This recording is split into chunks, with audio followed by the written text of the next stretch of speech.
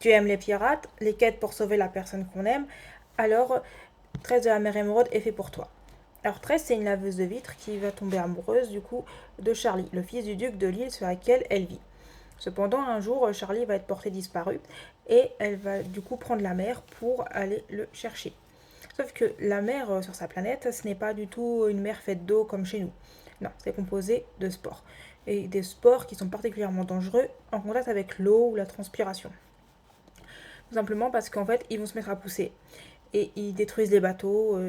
Ils ne meurent qu'en contact de l'argent. C'est extrêmement compliqué de naviguer sur ces mers. Beaucoup plus que chez nous. Du coup, 13 va se retrouver embarquée un peu contre son gré dans un équipage de pirates où elle va devoir du coup faire ses preuves pour s'en sortir elle et ensuite pour continuer sa quête.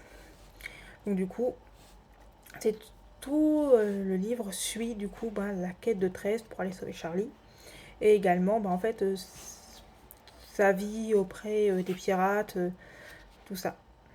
Franchement, il est sympa.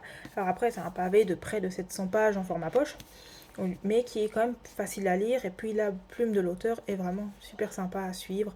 C'est même un peu drôle des fois par moments. Surtout qu'il raconte l'histoire d'un point de vue d'une autre personne. Donc du coup, c'est très intéressant. On a le point de vue un peu omniscient, mais également de la première personne qui est mêlée avec. C'est comme un conteur qui raconte une histoire. C'est vraiment très sympa comme format, j'aime beaucoup. Bon, après, il me semble que l'auteur est problématique sur certains points. Je crois qu'il avait eu des propos pas très ouf envers la communauté LGBT. Donc peut-être plus aller le chercher en seconde main. Donc moi après je ne savais pas quand j'ai acheté le livre. J'avoue que les auteurs des fois je regarde pas trop ce qu'ils ont fait avant d'acheter. Euh, Sinon les personnages sont vraiment très intéressants à suivre, notamment Tress. Franchement les personnages sont bien écrits.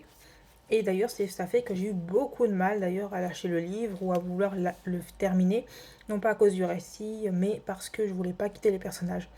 Et ça me le fait quand même assez rarement, mais là vraiment, je trouve que l'auteur il sait très très bien écrire ses personnages, comment les développer, tout ça.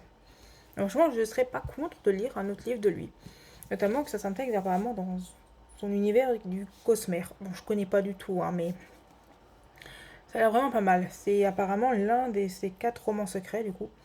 Donc, je sais que c'est un auteur qui fait des sagas, et je pense que c'est une sorte de continuité de ces sagas ou des histoires annexes. Bref, c'était une bonne découverte, et franchement, j'ai bien aimé.